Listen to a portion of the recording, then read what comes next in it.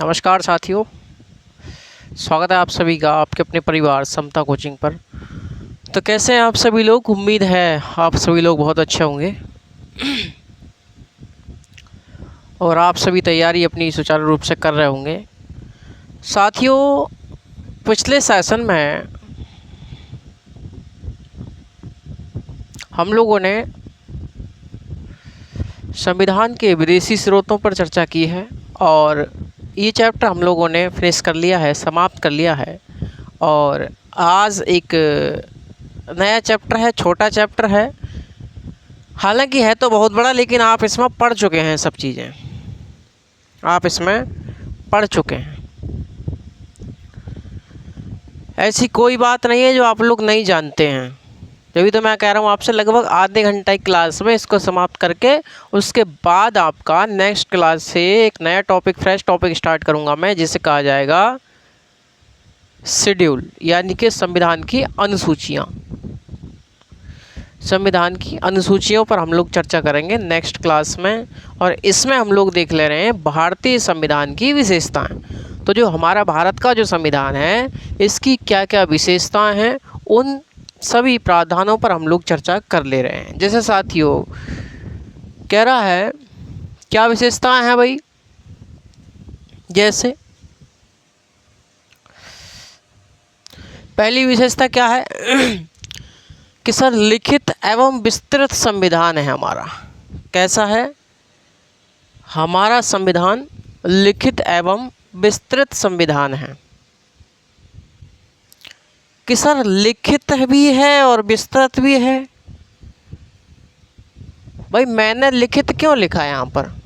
मैंने लिखित इसलिए लिखा कि हो सकता है कि सर कहीं अलिखित संविधान भी हो सकता है ना, कि सर हो सकता है कहीं अलिखित संविधान हो। अरे जब भी तो लिखित एवं विस्तृत लिखा है, मैंने लिखित है, इसका मतलब कहीं अलिखित भी होगा, इसका मतलब कहीं अलिखित संविधान भी हो सकता है।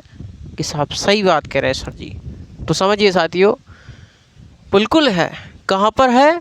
यूके, मतलब ब्रिटेन में। ब्रिटेन में क्या है? यहाँ पर अलिखित संविधान है। अलिखित संविधान आपको यहाँ पर देखने को मिलेगा। ब्रिटेन में मेरे साथी संसदीय सर्वोच्चता है। क्या है? संसदीय सर्वोच्चता या संप्रभुता, संसदीय संप्रभुता है। इसका मतलब कि सर संसद द्वारा जो यहाँ पर कानून बना दिए जाते हैं ना भाई। ब्रिटेन में क्या है? अलिखित संविधान है। ब्रिटेन में कोई संविधान लिखित है ही नहीं। जिस प्रकार से, जिस तरीके से हमारे देश में संविधान बनाया गया, संविधान सभा बैठी और संविधान सभा के माध्यम से भारत में संविधान बनाया गया, उस प्रकार से ब्रिटेन में नहीं बनाया गया। ब्रिटेन में नहीं बनाया गया। तो यहाँ पर क्या पर अलिखित संविधान है, क्योंकि सर यहाँ पर संसदीय सर्वोच्चता है, संसदीय संप्रभुता है। ब्रिटेन में साथियों संसद द्वारा जो कानून बना दिया जाता है वही क्या होता है? वही वहाँ का संविधान है। यानी कि संसद, अगर संसद ने कोई एक्ट बनाया, कोई कानून बनाया, वही वहाँ का संविधान है, वही वहाँ का संविधान है मेरे साथी। बात समझ में आ रही है आपको? तो कि वही वहाँ का संविधान है। तो यहाँ पर क्या हुई? यहाँ पर संसदीय सर्वोच्चता हुई, संसदीय संप्रभुता है। यहाँ पर संसद संप्रभु है, संसदीय सर्वोच्चता है। भारत में कैसा है? लिखित संविधान, लेकिन ब्रिटेन में अलिखित संविधान है। क्यों है अलिखित? क्योंकि सर वहाँ पर संसदीय सर्वोच्चता है, संसद को संप्रभुता प्रदान की गई है। ठीक है। दूसरा मैंने आपको बताया कि सर विस्तृत संविधान है। कहाँ साहब? बिल्कुल है, दुनिया का सबसे बड़ा लिखित संविधान हमारा है, जिसमें साथियों, जिसमें 395 क्या हैं? आर्टिकल्स हैं और 22 भाग हैं और 12 अनुसूचियां हैं 12 अनुसूचियां हैं। तो ये हमारे भारत का जो संविधान है ये दुनिया का सबसे विस्तृत संविधान है। और छोटा संविधान भी होगा फिर तो कहाँ, अमेरिका का संविधान है।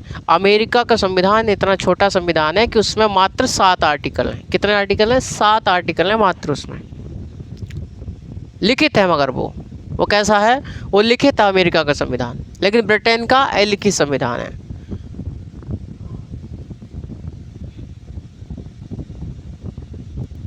बात यहाँ तक समझ में आई आपको?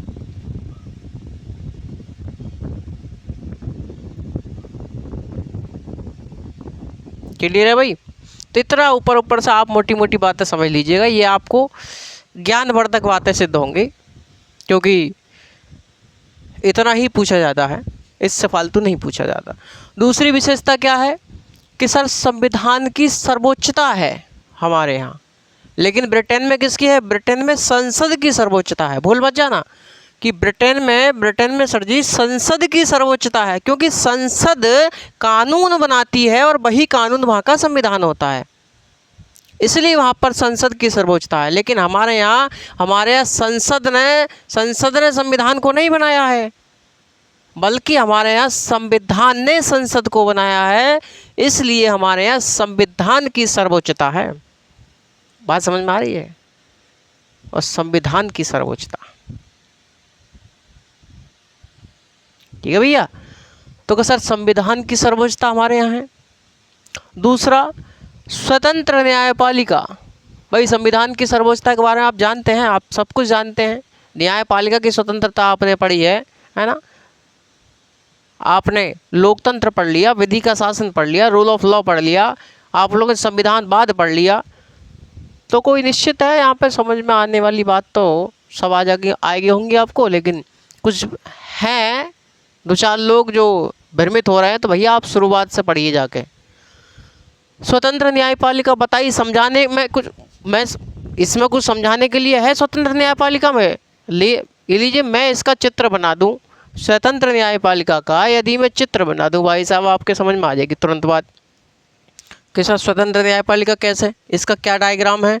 हम सभी जानते हैं साथियों कि विधायिका में से बनती है कार्यपालिका, यह है विधायिका, यह है कार्यपालिका, यह है लेजिस्लेटिव, यू है एग्जीक्यूटिव, ठीक है भैया? तो विधायिका में से कार्यपालिका बनती है। जब विधायिका में से कार्यपालिका बनती है तो साथियों, जब मैंने आपको बताया कि जब एक भ्रष्ट होगा तो दूसरा भ्रष्ट हो ही जाएगा, इसलिए एक ऐसा बॉडी, एक ऐसी निकाय होना चाहिए जो इन दोनों के प्रभाव से मुक्त होकर निर्णय ले सके, उसे कहते हैं हम न्यायपालिका। वो भी कैसी? वो भी भाई साहब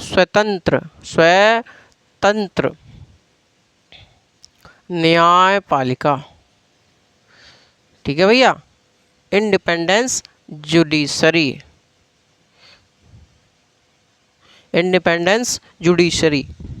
ये बनेगा इसका डायग्राम स्वतंत्र न्यायपालिका का। अब बताइए अब कुछ वो बातें सब समझ में आ रही हैं, वो सभी केस समझ में आ रहे हैं, वो सभी उदाहरण समझ में आ रहे हैं जो मैंने आपको बताए थे? समझ में आई कुछ बात? चलिए अगला है अपना संघात्मक होते हुए एकात्मक की ओर झुकाव। क्यों भाई? संघात्मक होते हुए एकात्मक की ओर झुकाव, बताइए इसमें कुछ समझाने वाली बात है? भाई इसमें कुछ मैं आपको समझाऊं या सब कुछ समझा चुका हूं? तो सर सब कुछ समझा चुके हैं, तो कि ये कैसा बनेगा संघात्मक होते हुए एकात्मक की ओर झुकाव? कि सर संघात्मक होते हुए एकात्मक की ओर झुकाव हम जानते हैं साथियों, अरे हम जानते हैं संघात्मक होते हुए एकात्मक की ओर झुकाव कि चलिए भाई, जैसे इसका डायग्राम मैं यदि आपको बनाऊं, ठीक है भाई?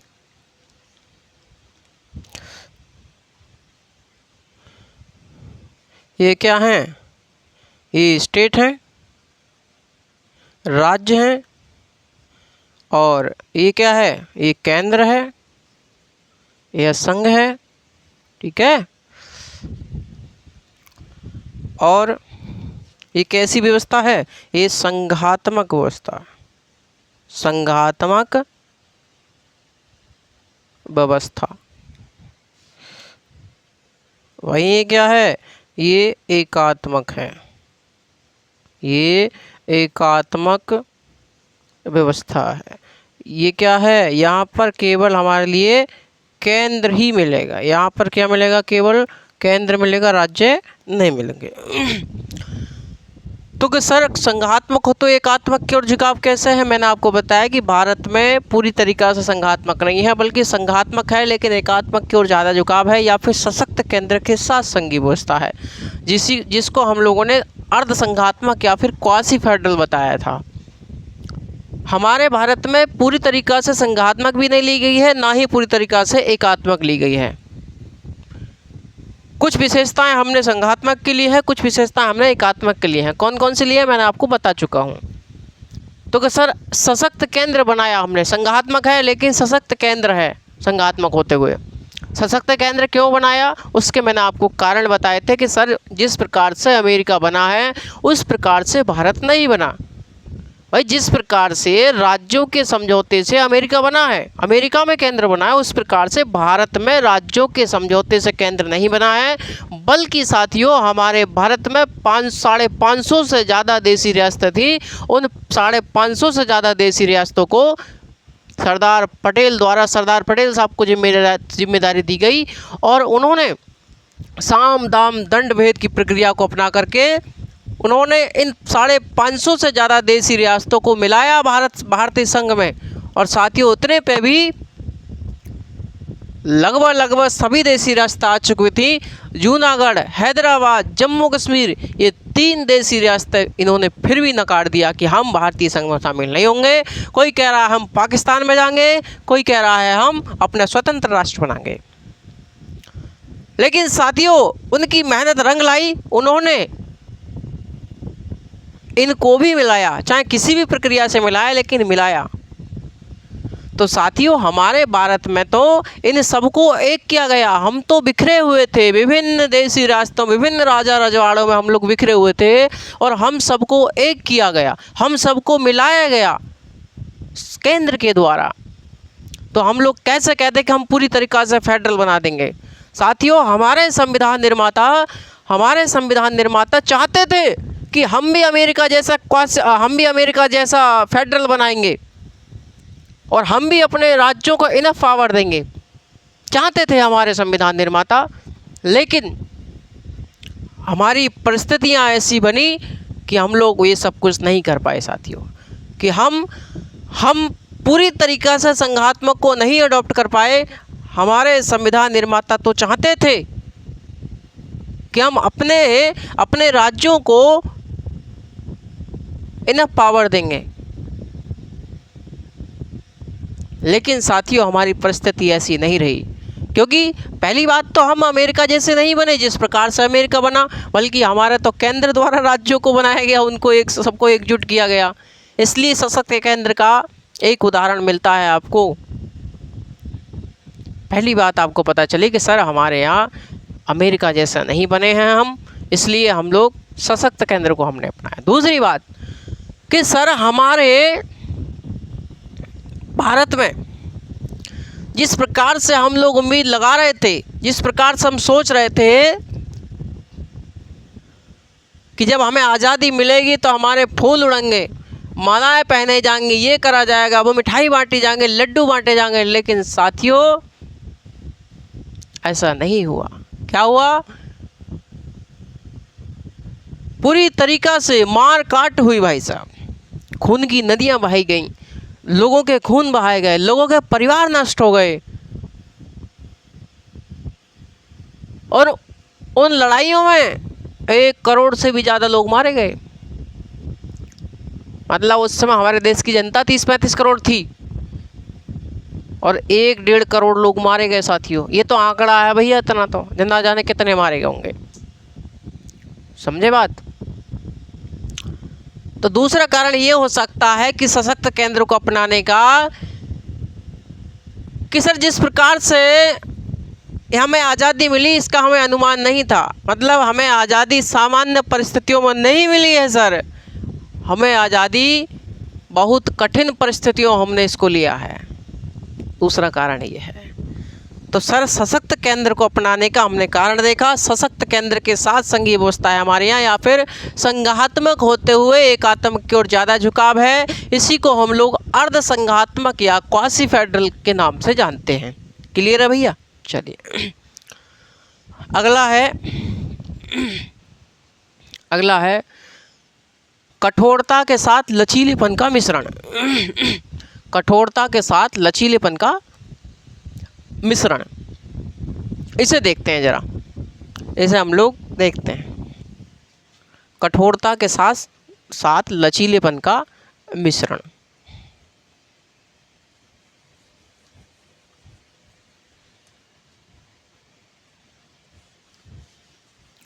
कठोरता के साथ लचीलेपन का मिश्रण, इसे देखते हैं साथियों।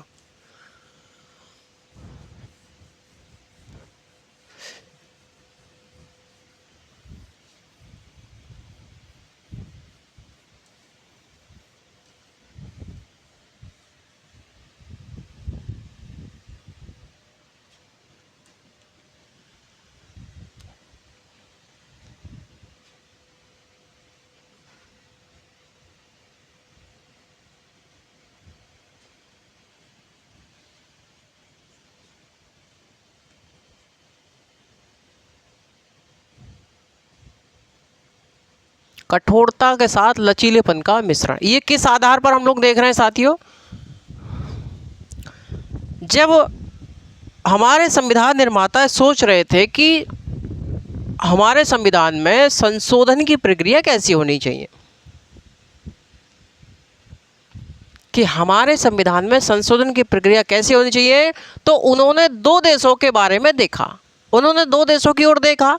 पहला देखा यूएसए की तरफ, पहला देखा अमेरिका की तरफ।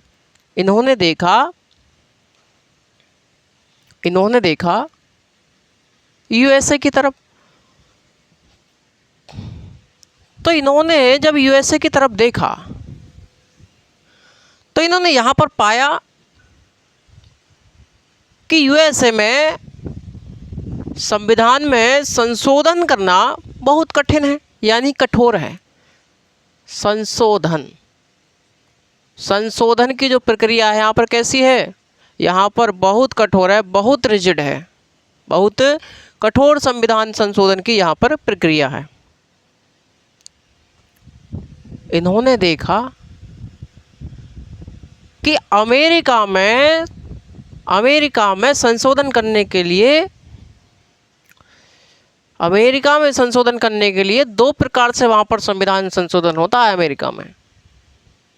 और कैसे कैसे होता है कि सर पहली बात तो ये है कि अमेरिका में, यूएसए में यदि हमें कॉन्स्टिट्यूशन अमेंडमेंट करना है तो कैसे होगा? पहली बात तो ये है कि सर यहाँ पर हमें 2/3 मेजॉरिटी चाहिए। किसकी? केंद्र की 2/3 मेजॉरिटी चाहिए भाई, 2/3 मेजॉरिटी चाहिए केंद्र की। प्लस उसके बाद वो जाता है राज्यों में, और राज्यों में 3/4 अनुसमर्थन चाहिए राज्यों का। 3/4 राज्यों का अनुसमर्थन चाहिए। मतलब सर केंद्र से 2/3 मेजॉरिटी के साथ पास होना चाहिए पहली बात तो। उसके बाद जब वो विधेयक राज्यों के पास जाएगा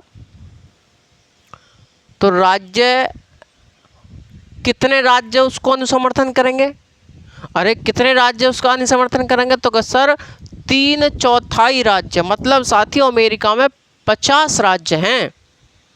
अमेरिका में 50 राज्य हैं, लगभग मान के चलो कि 35 प्लस राज्य जब उसको समर्थन देंगे जब जाके संविधान में संशोधन होगा। ना तो भाई साहब 35 राज्य एक साथ तैयार होंगे, क्योंकि उन्हें भी पावर चाहिए, उन्हें भी इनफ पावर चाहिए। तो वो ना तो भाई 35 से अधिक राज्य एक साथ मिलेंगे और ना संविधान में संशोधन होगा। तो सर इतना कठोर, सर इतना जटिल है यहाँ पर संविधान संशोधन की प्रक्रिया के? हाँ बिल्कुल सही बात है, कि सर केंद्र का 2/3 बहुमत चाहिए प्लस 3/4 राज्यों का अनुसमर्थन चाहिए, लगभग 35 प्लस राज्यों का, जो 50 राज्य हैं वहां पर। अगली बात, दूसरा प्रकार क्या है कि सर दूसरा प्रकार ये है यहां पर संविधान संशोधन का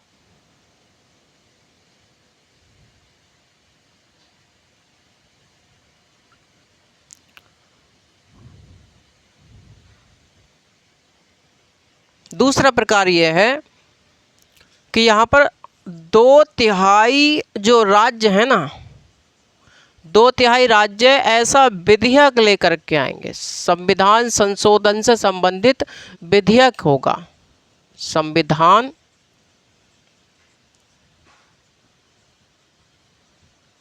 संशोधन से संबंधित विधेयक होगा। ये ऐसा विधेयक लेकर के आएंगे, कितने राज्य?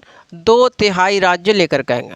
उसके बाद इसको रखवाया जाएगा पार्लियामेंट में, पार्लियामेंट में रखवाया जाएगा। पार्लियामेंट का कोई रोल नहीं है यहाँ पर, पार्लियामेंट में सिर्फ रखवाया जाएगा। उसके बाद पार्लियामेंट वाले कहेंगे कि भैया राज्यों का अनुसमर्थन ले लो, और राज्यों का अनुसमर्थन कितना चाहिए? 3/4 अनुसमर्थन चाहिए। कितना?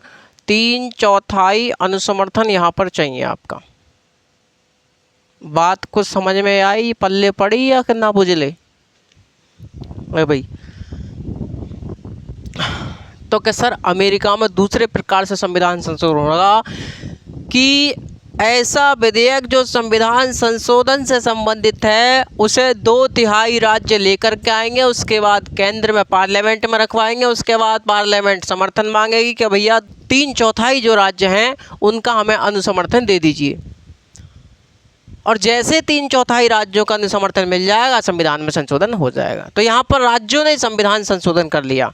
कुल मिलाकर कहा जाए तो अमेरिका में संविधान संशोधन राज्य भी कर सकते हैं और केंद्र भी कर सकता है, लेकिन केंद्र जो है वो बिना राज्यों की अनुमति से नहीं कर सकता, इसलिए वहाँ पर राज्यों को इनफ पावर दी गई है।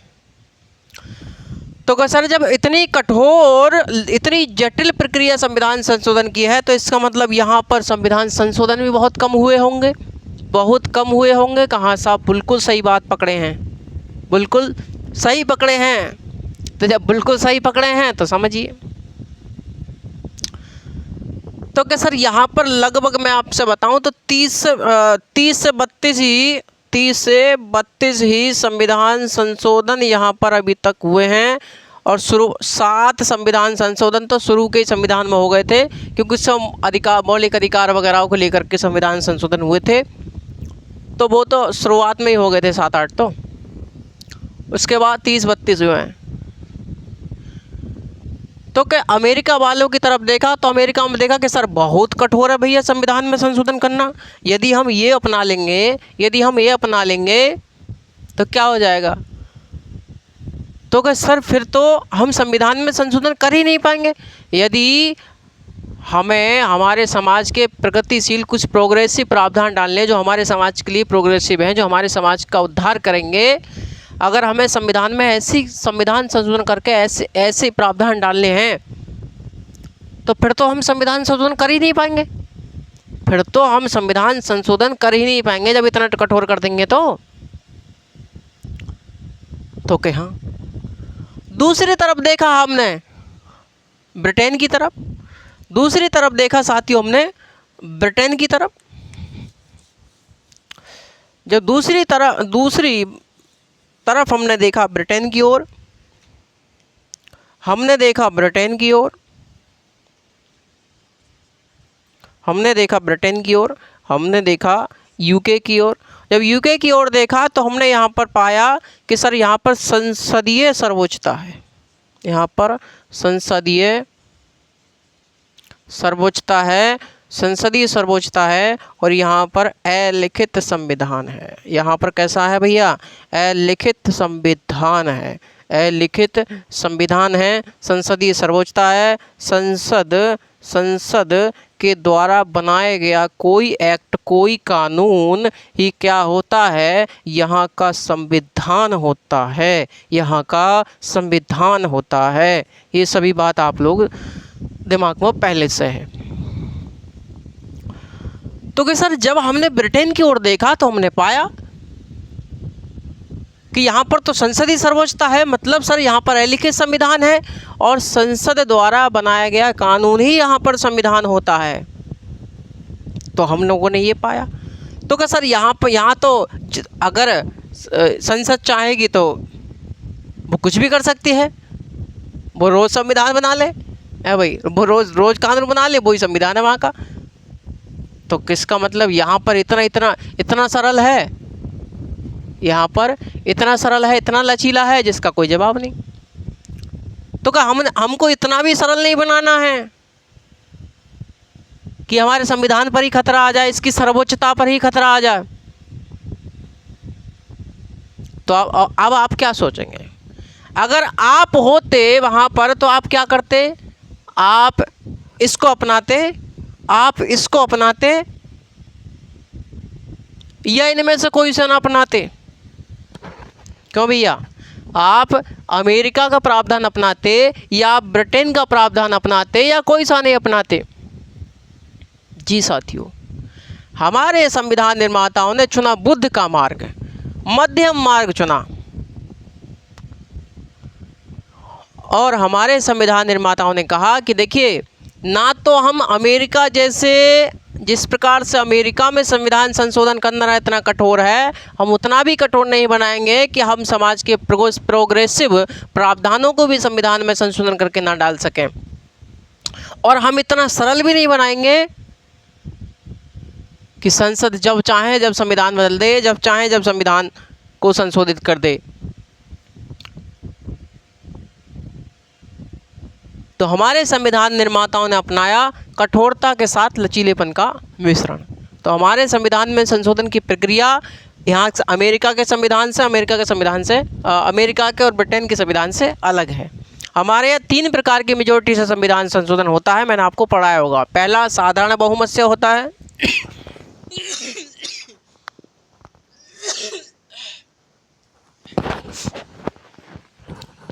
तो सर भारत में संविधान संशोधन जो है वो 3 प्रकार की मेजोरिटी से होता है, 3 प्रकार के बहुमत से होता है। पहला साधारण बहुमत से होता है, दूसरा विशेष बहुमत से होता है, तीसरा विशेष बहुमत प्लस आधे से अधिक राज्यों का अनुसमर्थन चाहिए। साधारण बहुमत का क्या मतलब है? तो साधारण बहुमत का मतलब है उपस्थित और मतदान करने वालों का बहुमत, यानी उपस्थित और मतदान करने वालों का 50%। विशेष बहुमत का क्या मतलब है? विशेष बहुमत 2 आधारों पर गिना जाता है। पहला है कि सर पहली बात तो हमें सदन का बहुमत चाहिए, दूसरा उपस्थित और मतदान करने वालों का 2/3 बहुमत चाहिए, जो 2/3 लोग इकट्ठे हुए हैं। उपस्थित और मतदान करने वालों का 2/3 बहुमत चाहिए प्लस सदन का बहुमत चाहिए, ये है आपका विशेष बहुमत।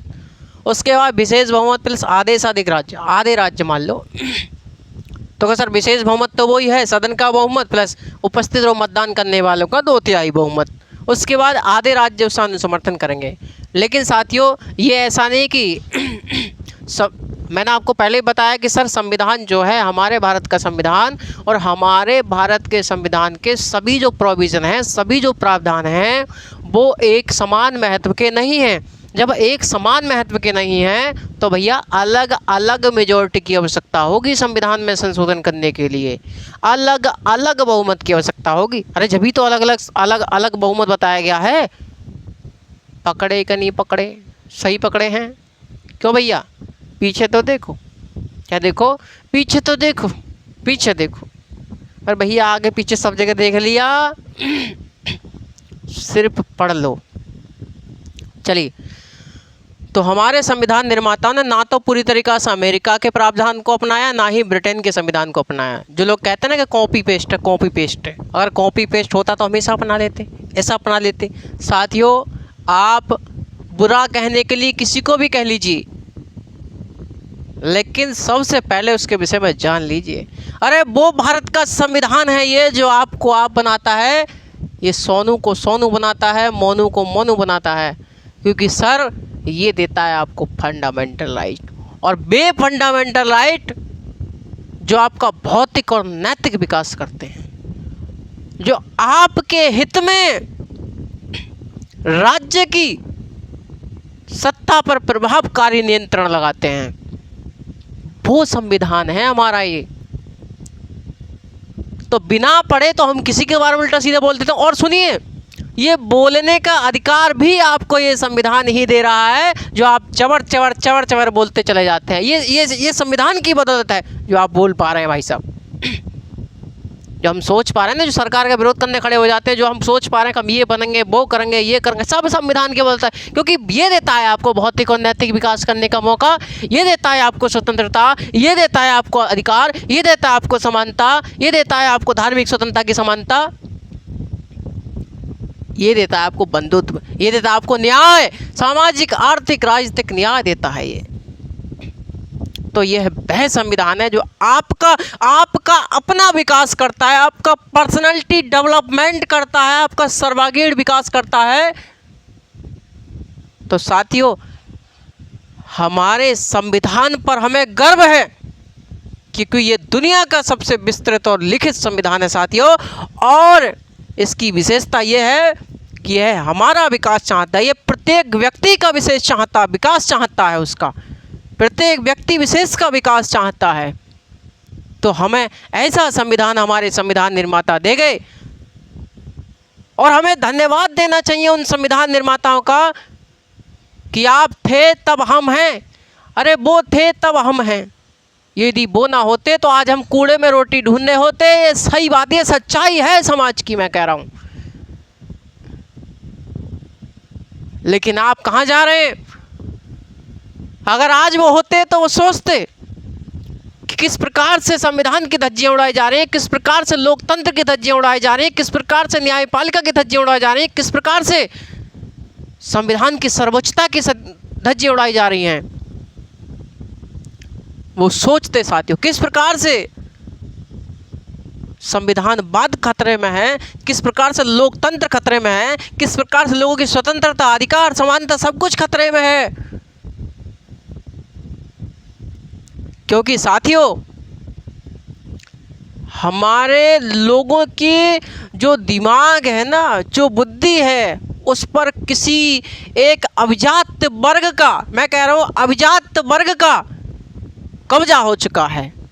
उस पर एक व्यक्ति विशेष का कब्जा हो चुका है। क्योंकि सर, लोकतंत्र के समक्ष एक सबसे बड़ी चुनौती होती है साथियों, वो होता है जनसंचार के नियंत्रणों पर कब्जा कर लेना। और जब जनसंचार के नियंत्रणों पर कब्जा कर लेता है ना कोई, उसके बाद फिर वही चमकता है आपको, हर जगह वही चमकेगा आपको। आपके मोबाइल में वही आएगा, आपके टेलीविज़न में वही आएगा, आपके न्यूज़ में वही आएगा, और आप सिर्फ उसी के विषय में सोचेंगे। क्योंकि जब जनसंचार के संसाधनों पर नियंत्रण किसी एक व्यक्ति का हो जाता है, तो सिर्फ आप उसी के विषय में सोचेंगे, आप अलग नहीं सोच सकते। क्योंकि आपको अलग सोचने का मौका उसने समाप्त कर दिया साथियों। और उसके बाद एक और चुनौती होती है व्यक्ति पूजा। जब एक ही व्यक्ति आ रहा है, जब एक ही सब कुछ हो रहा है, तो उसकी व्यक्ति पूजा होने लगती है। उसको लोग भगवान मानने लगते हैं। वो कहने लगता कि मैं ईश्वर का दूत हूँ। अच्छा, लोकतंत्र में ईश्वर का दूत नहीं है, लोकतंत्र में सब समान संतान है। जब समान संतान है तो तू कैसा ईश्वर का दूत हो गया भैया? कौन है रे? समझ में आई कुछ? तो आप सर्वोपरि हैं मेरे साथी। मैं कह रहा हूँ, यदि आप अपने आप को परिवर्तित करेंगे, यदि आप समाज को परिवर्तित करेंगे, तो सरकार स्वयं परिवर्तित हो जाएगी। और जब सरकार स्वयं परिवर्तित हो जाएगी, तो आप देख लेना कि देश की हालत कैसी हो जाएगी। देश की हालत सुधर जाएगी साथियों, क्योंकि आप सुधर गए ना, क्योंकि आप सुधर गए। आप देखते हैं 65% 60% क्रिमिनल घुसे पड़े हैं विधानसभाओं में। ये जो आप लोग जो विधायक ना कहते हैं, समझ रहे हैं आप मेरी बात? तो 65% क्रिमिनल घुसे पड़े हैं समाज के विधानसभाओं में। क्यों? मतलब वो इतने अपराधी हो गए या फिर साथियों समाज की मानसिकता ऐसी हो गई कि वो 65% 70% समाज खराब हो गया, क्योंकि सर हमारी मानसिकता खराब हो गई, क्योंकि हम में से ही वो जाते हैं वहाँ पर। जब हम हिंदू मुस्लिम के नाम पर झगड़ा करेंगे, हम जाति धर्म के नाम पर झगड़ा करेंगे, हम ऊंच नीच के नाम पर झगड़ा करेंगे, हम लिंग के नाम पर झगड़ा करेंगे कि तू महिला है, तू पुरुष है, तू छोटी जाति से, वो बड़ी जाति से हूँ, अगर हम इस बात पर, हम इन आधारों पर लड़ाई झगड़े करेंगे तो स्वाभाविक सी बात है ये नेता आपको छोड़ेंगे नहीं, ये तुमसे ज़्यादा करेंगे। ये माइक उठाएंगे, बोलने लग जाएंगे, कह रहे जहाँ मुस्लिम रहते हैं वहाँ चले जाइए। अरे तत्कालीन मैं कह रहा हूँ मुख्यमंत्री साहब को बयान है, ये गए थे पश्चिम बंगाल में चुनाव प्रचार करने, तो कह रहे थे वो जहाँ मुस्लिम है वहाँ चले जाइए। मतलब कि यार आप लोगों की राजनीति कैसी है? अगर एक ही अल्पसंख्यक वर्ग ना हो आपकी राजनीति ठप पड़ जाएगी। अरे आप विकास के नाम पर वोट मांगते हैं, आप शिक्षा के नाम पर वोट नहीं मांगते, आप स्वास्थ्य के नाम पर वोट नहीं मांगते, आप रोजगार के नाम पर वोट नहीं मांगते, आप धर्म के नाम पर वोट मांगते हैं, जाति धर्म के नाम पर वोट मांगते हैं। शर्म नहीं आती आपको? ये देश किस दिशा में जा रहा है? मेरी बात ध्यान से सुन लीजिए, मैं कह रहा हूं आपसे कि दुनिया का कोई सा भी बड़ा से बड़ा देश देख लीजिए आप, अगर वो विकसित हुआ, यदि वो डेवलपमेंट हुआ है, अगर उसका डेवलपमेंट हुआ है तो वो एजुकेशन के बल पर हुआ है, वो शिक्षा के दम पर हुआ है भाई साहब। और आप लोग शिक्षा को समाप्त कर रहे हैं, आप लोग शिक्षा को समाप्त करते हुए जा रहे हैं। और शिक्षकों पर, आप शिक्षकों को नहीं छोड़ रहे। आपकी जो मीडिया है वो शिक्षकों के पीछे पड़ी है कि 2 कौड़ी के मास्टर हैं, 2 कौड़ी के मास्टर हैं। अरे वो तो फूटी कौड़ी की बिना है जो कह रही है वो अंजना ओम कश्यप जी। अरे जी तो लगानी बेकार है फिर। अंजना ओम कश्यप, सुन लो अंजना ओम कश्यप कि तुमने इन जो ऑनलाइन वाले 2 कौड़ी के मास्टर को 2 कौड़ी कहा है ना, ये जो आप 2 कौड़ी का कह रही हैं, इनकी वजह से ही ये आज समाज शिक्षित है। वरना हमने आपकी और आपकी सरकार की नीतियां देख लें, किस प्रकार से शिक्षा को बढ़ावा दे रहे हैं, कौन सी शिक्षा ये दे रहे हैं, केवल साक्षर बना रहे हैं भाई साहब, केवल साक्षर बना रहे हैं। तो इनकी वजह से देश शिक्षित है। जो ये कम से कम फीस में गरीब से गरीब बच्चे के सपने को साकार कर रहे हैं, लाखों करोड़ों लोगों के सपने साकार कर दिए इन लोगों ने। आज कोचिंग इंडस्ट्री बंद हो जाए ना, तो मैं बता रहा हूँ भारत की शिक्षा व्यवस्था किस हालत की हो जाएगी, हम इसका अनुमान नहीं लगा सकते साथियों। शर्म नहीं आती आपको? क्योंकि भाई इन लोगों से जो गरीब बच्चों को पढ़ाते हैं, जो मध्यम वर्ग के बच्चों को पढ़ाते हैं, इन लोगों से अंजना ओम कश्यप का बच्चा नहीं पढ़ता है, इसलिए वो बकवास करती है इतना वो इसलिए बकवास करती है। उसे अपने आंकड़े न दिख रहे कि मीडिया की रैंक कहाँ चली गई। वो जब आवाज़ नहीं उठाती, जब लोग पानी के लिए संघर्ष करते हैं, जब लोग जीने के लिए संघर्ष करते हैं, जब लोगों को जाति के नाम पर मार दिया जाता है, धर्म के नाम पर मार दिया जाता है, लोगों को शमशान घाट में चिता को जलाने तक की अनुमति नहीं दी जाती, तब कहाँ जाती है? कहाँ जाती है जब बच्चे प्रोटेस्ट करते हैं कि हमारा पेपर लीक हो गया, नीट के पेपर की लीक, इसने आवाज़ उठाई? अरे कहाँ जाती है जब ये? तो साथियों समझने की जरूरत है आप सभी लोगों को, तो सुधर जाइए, मैं कह रहा हूँ। आप भी मास्टरों से पंगा नहीं, क्योंकि देखिए अगर आप शिक्षक से पंगा लेंगे तो इसका मतलब है आप अपनी अगली 3 पीढ़ियों को अनपढ़ रखने के लिए तैयार रह जाएं। और मैं भारत की जनता से भी कहना चाहूँगा, ऐसे अंजना ओम कश्यप जैसी महिलाओं के लिए क्या करें आप, इनके चैनल को देखिए मत, बहिष्कार कीजिए इनका। और ये लोकतंत्र के लिए चुनौती है, ये संविधानवाद के लिए चुनौती है, आपकी स्वतंत्रता के लिए चुनौती है, आपके अधिकार के लिए चुनौती है, ये आपके डेवलपमेंट, आपके अपने विकास के लिए चुनौती है। क्योंकि ये केवल एक व्यक्ति विशेष का ही चर्चा करते हैं, केवल एक व्यक्ति विशेष की पूजा करते हैं। और इन्होंने, इस व्यक्ति विशेष ने भारत के जनसंचार साधनों पर नियंत्रण कर लिया है और इसके बाद आपके दिमाग पर कब्जा किया जा रहा है। मैं कह रहा हूं आपसे। तो साथियों, आपको समझने की जरूरत है। चलिए अगली बात करते हैं। तो इतना ही काफ़ी, इतना ही समझ गए होंगे। मैंने कहा था आपसे कि मेरी क्लास में जब भी आप पढ़ने आएंगे, आपको आपके अपने व्यक्तित्व के विकास के लिए कुछ ना कुछ मैं आपको दे करके जाऊंगा, जैसा कि मैं प्रत्येक क्लास में देता हूं।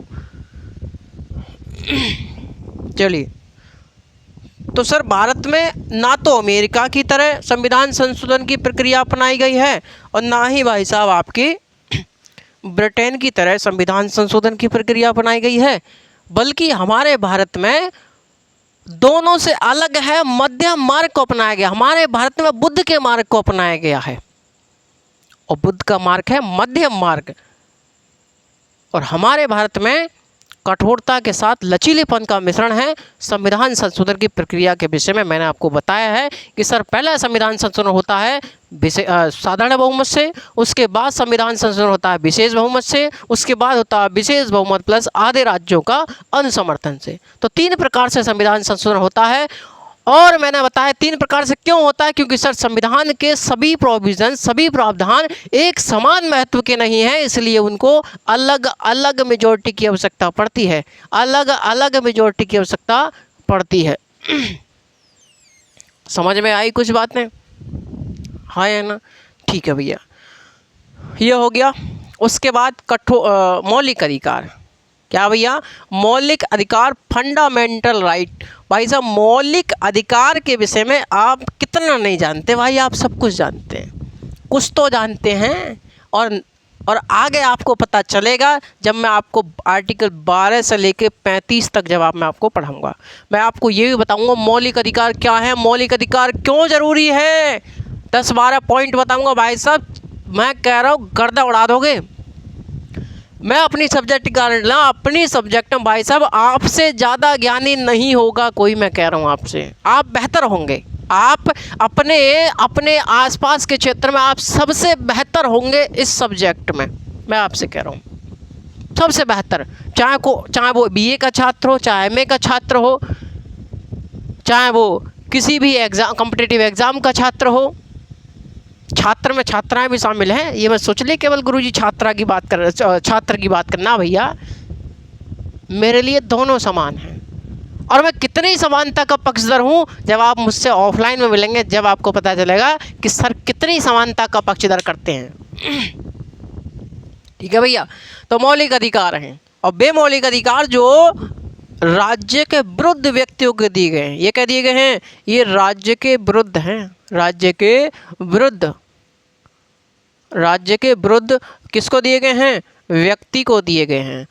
और व्यक्ति की स्वतंत्रता के हित में राज्य की सत्ता पर प्रभावकारी नियंत्रण ये मौलिक अधिकार लगाते हैं। ये मौलिक अधिकार आपका सर्वांगीण विकास करते हैं, आपका भौतिक, नैतिक हर प्रकार का विकास करते हैं साथियों। समाज के हर वर्ग का विकास करते हैं, ऐसा नहीं कि केवल एक ही वर्ग का विकास करता है। हमारा संविधान दुनिया का सबसे सुंदर संविधान है। मैं कह रहा हूँ आपसे, संविधान प्रेमी हो जाएंगे आप। अगला DPSP, राज्य के नीति निर्देशक तत्व, directive principles of state policy की बात करी जाए। इसके बारे में आपको पढ़ना है आर्टिकल 36 से लेकर के 51 तक। आर्टिकल 36 से 51 तक आपको इसके विषय में पढ़ना है। ठीक है भैया। और ये जो है राज्य का नीति निर्देशक तत्व, ये बात करता है आर्थिक न्याय की। किसकी? आर्थिक न्याय की बात करता है। कैसा आर्थिक न्याय, कौन सा आर्थिक न्याय, आपको पता चलेगा जब प्रेम्बल पढ़ाऊंगा मैं आपको। आर्थिक न्याय की बात करता है, ये लोक कल्याणकारी राज्य की बात करता है। कल्याणकारी राज्य घोषित करता है भारत को ये भाग, नीति निश्चित तत्व। ये वो है जो समाज के पिछड़े वर्ग, गरीब से गरीब वर्ग का शोषण होने से बचाता है, उसको समाज के मुख्य धारा से जुड़वाने का काम करता है। इसलिए कहा इसे लोक कल्याणकारी राज्य। आर्थिक न्याय की बात करता है और आर्थिक न्याय जो है वो समाज में संसाधनों का समान वितरण का पक्षधर है, वो धन के केंद्रीकरण का विरोधी है। तो ये इसके बारे में हम लोग पढ़ेंगे। और ये किसमें, भाग 4 में आपको पढ़ना है, और मौलिक अधिकार भाग 3 में आपको पढ़ना है। ठीक है भैया। उसके बाद मौलिक कर्तव्य, फंडामेंटल ड्यूटीज, मौलिक कर्तव्य। और मौलिक कर्तव्यों को हम लोग पढ़ेंगे भाग 4 का में, और आर्टिकल 51A में हम लोग पढ़ेंगे इसको। ठीक है भैया।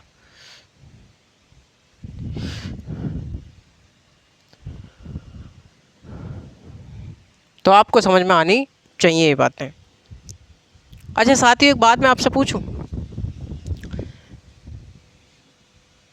कि जो मौलिक अधिकार हैं और जो मौलिक कर्तव्य हैं, इन दोनों के बीच में कोई संबंध है या फिर मतलब ऐसे ही मामला? इन दोनों में कोई संबंध है क्या, मैं आपसे पूछ रहा हूँ। संबंध है साथियों। अभी ऐसे समझ लीजिए, जब हम लोग पढ़ेंगे आगे तब बताएंगे। मौलिक अधिकार और मौलिक कर्तव्य में साथियों संबंध है। और कैसा संबंध है? सह संबंध है, इनमें सह संबंध है, इंटरडिपेंडेंट है एक दूसरे के ऊपर, अंतर्निर्भर हैं ये, इंटरडिपेंडेंट हैं। एक के बिना दूसरा अधूरा है, दूसरे के बिना एक अधूरा है भाई साहब। यदि केवल व्यक्ति को अधिकार दिए जाएं, मान के चलिए साथियों, केवल व्यक्ति को अधिकार दिए जाएं कि आपका अधिकार है, आपका ये अधिकार है, आपका ये अधिकार है, आप लोगों को जबरदस्ती जेल में ठूंस दो, ये कर दो, वो कर दो, ये कर दो, है ना, यह आपका अधिकार है। और किसी व्यक्ति को अधिकार दिए जाएं, केवल उसको कर्तव्य ना दिए जाएं, केवल उसको अधिकार दिए जाएं, कर्तव्य ना दिए जाएं, तो क्या होगा कि सर फिर तो कोई किसी व्यक्ति को कर्तव्य दिए नहीं जाए, मतलब उसकी कोई जिम्मेदारी ना हो, उसका कोई कर्तव्य ना हो, उसको केवल पावर दी जाए, अधिकार दिए जाएं, इसका मतलब सर वो व्यक्ति निरंकुश हो सकता है, वो व्यक्ति ऑटोक्रेट हो सकता है। कि सर बिल्कुल समझे हैं, बिल्कुल सही पकड़े हैं, वो व्यक्ति ऑटोक्रेट हो सकता है, वो व्यक्ति निरंकुश हो सकता है, निरंकुशता की तरह कार्य करने लग सकता है। सही बात है। इसलिए सर कर्तव्य बहुत जरूरी है। अब सब दूसरी कंडीशन समझिए, केवल किसी व्यक्ति को केवल कर्तव्य ही दिए जाएं, अधिकार ना दिए जाएं, तो ये केवल कर्तव्य है, आपका ये कर्तव्य है, वो कर्तव्य है, ये कर्तव्य है, वो कर्तव्य है, केवल कर्तव्य है, अधिकार कुछ नहीं है आपका, अधिकार कुछ नहीं है आपका, तो क्या होगा? तो वो कर्तव्य बेकार है, वो कर्तव्य बेकार है जिसके पास अधिकार नहीं है। मतलब सर हम कहना ये चाहते हैं कि बिना कर्तव्यों के अधिकार व्यक्ति को निरंकुश बनाते हैं, और बिना अधिकारों के कर्तव्य निरर्थक हैं, उनका कोई मतलब नहीं है व्यक्ति के जीवन में। केवल आप कर्तव्य की कह रहे हैं, केवल आपको ये करना, आप वो करना, अरे आपका कुछ अधिकार भी है। जब आपका अधिकार नहीं तो कर्तव्य का क्या मतलब है? तो सर बिना अधिकारों के कर्तव्य निरर्थक हो सकते हैं, उनकी कोई हमारे लिए आवश्यकता नहीं हो सकती। अगली बात करें संसदीय व्यवस्था। संसदीय व्यवस्था आप जानते हैं, आपने पढ़ा है संसदीय व्यवस्था के बारे में, बताइए आप लोग, है ना भैया? कि सर संसदीय व्यवस्था आप जानते हैं कि सर विधायिका में से कार्यपालिका बनती है। समझ रहे हैं आप मेरी बात? चित्र आप जानते हैं। गणतंत्रात्मक ढांचा, गणतंत्र का क्या मतलब होता है भाई? क्या होता है गणतंत्र का मतलब? समझ लीजिए अभी फिलहाल थोड़ा सा, क्योंकि प्रियम्बल में आपको पढ़ना ही है सब कुछ। गणतंत्र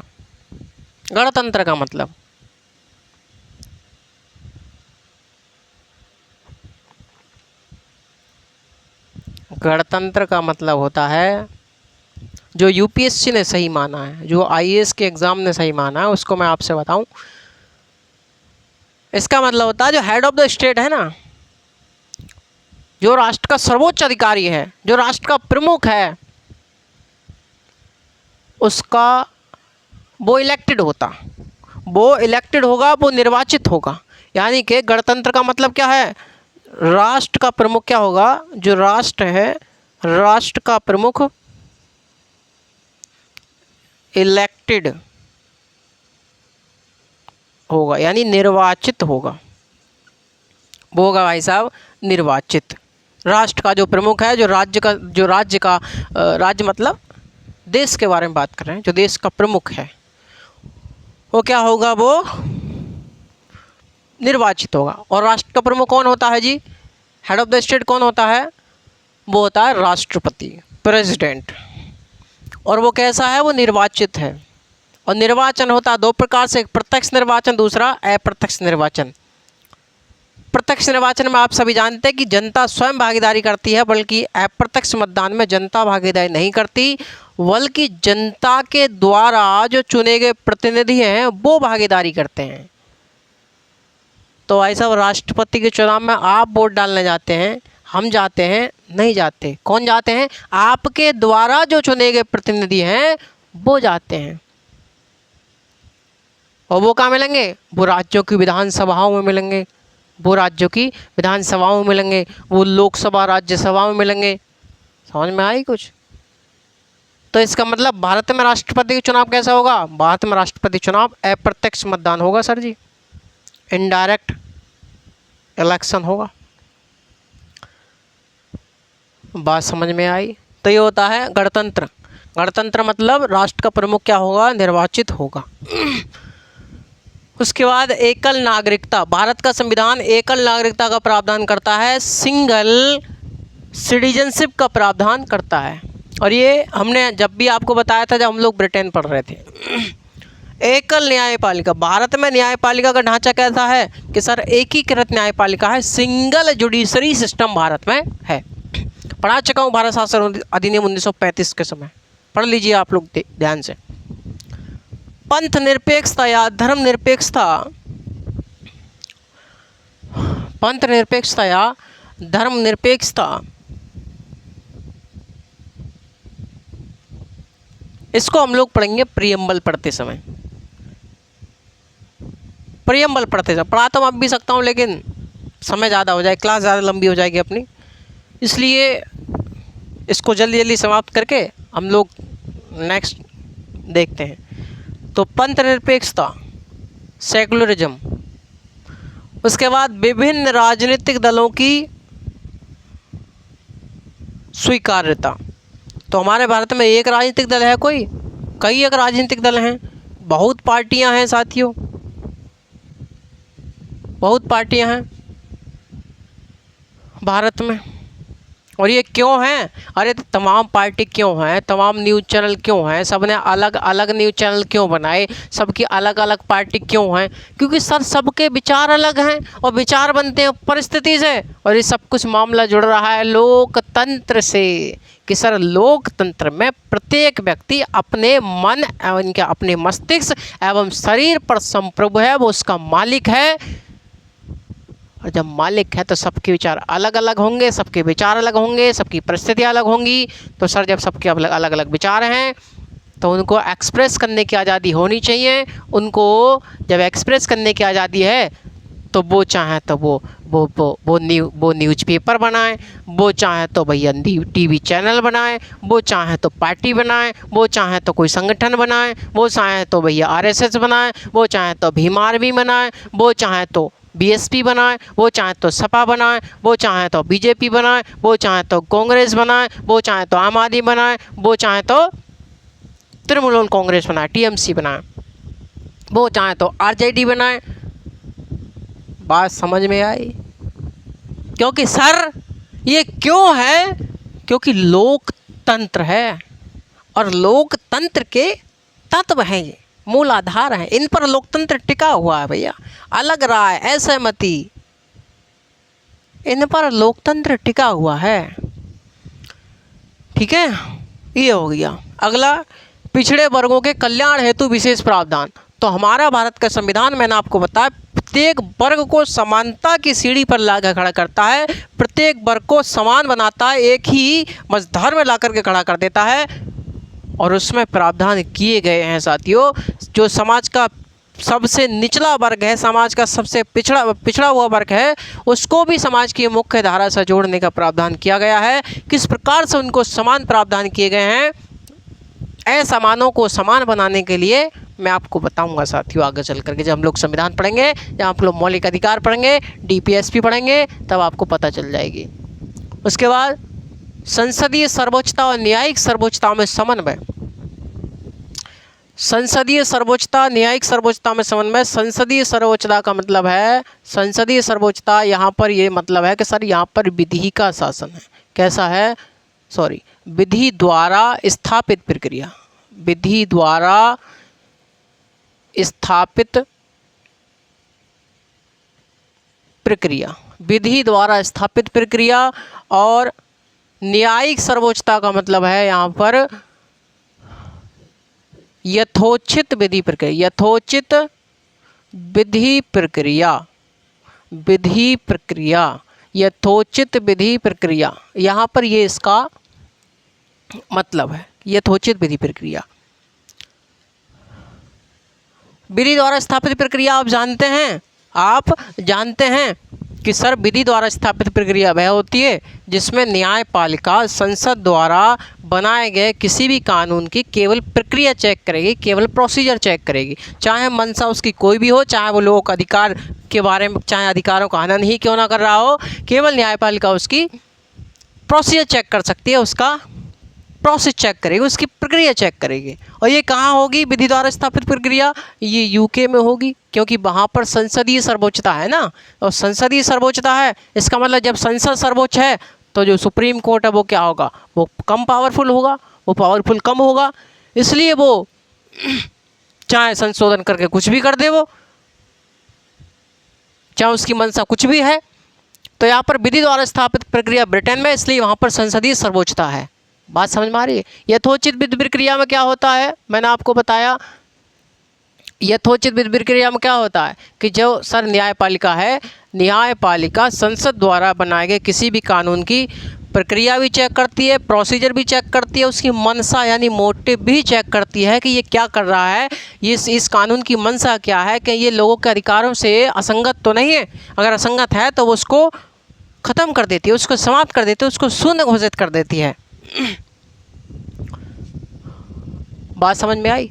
तो सर ये कहाँ देखने को मिलेगा? ये यूके में देखने को आपको मिलेगा, क्योंकि ये यूके में क्या है? न्यायपालिका की सर्वोच्चता है, न्यायिक सर्वोच्चता है साथियों, न्यायिक सर्वोच्चता है। और न्यायिक सर्वोच्चता है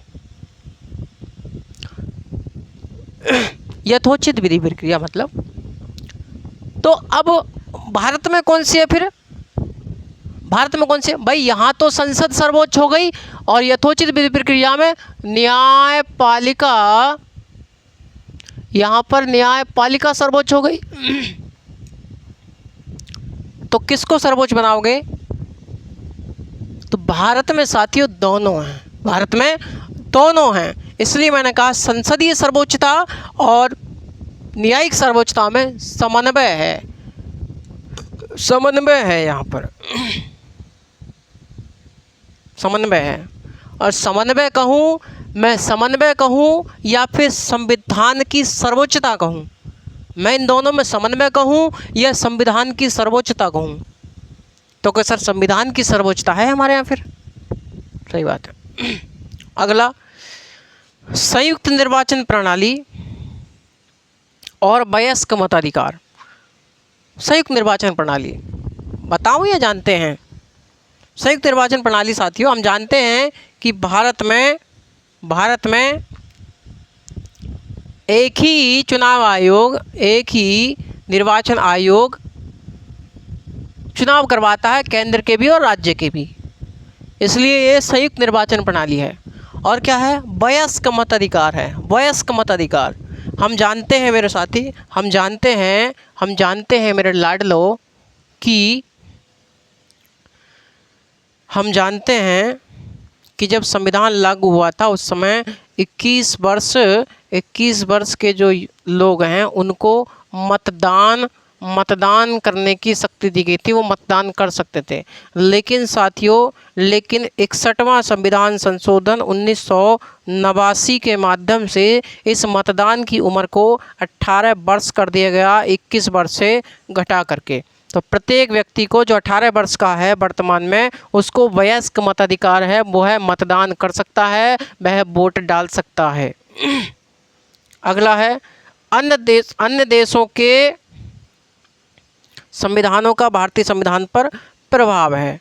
वो तो आप जानते ही हैं, वो सब कुछ आपने देख लिया, प्रभाव है, ये सब कुछ बातें आप लोगों ने देख ली। तो ये है हमारा आज का क्लास के टॉपिक जो मैंने आपको बताए। ठीक है भाई, तो सभी साथी ज़्यादा से ज़्यादा क्लास को शेयर करें बहुत ही बेहतरीन तरीक़ा से। अब अगला सेशन आएगा आपको, उसमें मैं आपको बताऊंगा संविधान की अनुसूचियाँ। और संविधान की अनुसूचियों में पहली क्लास में तो आपको संविधान की अनुसूची 1 से लेकर के 8 तक बताई जाएंगी, वो ज़्यादा लंबी क्लास नहीं होगी। उसके बाद जो क्लास होगी साथियों, वो आपकी क्लास बेहतर क्लास होगी, पूरे भारत के स्तर की क्लास होगी। उसमें आपको बताई जाएगी किस प्रकार से हमारे संविधान निर्माताओं ने कोशिश करी कि हम इस जमींदारी प्रथा को समाप्त करेंगे।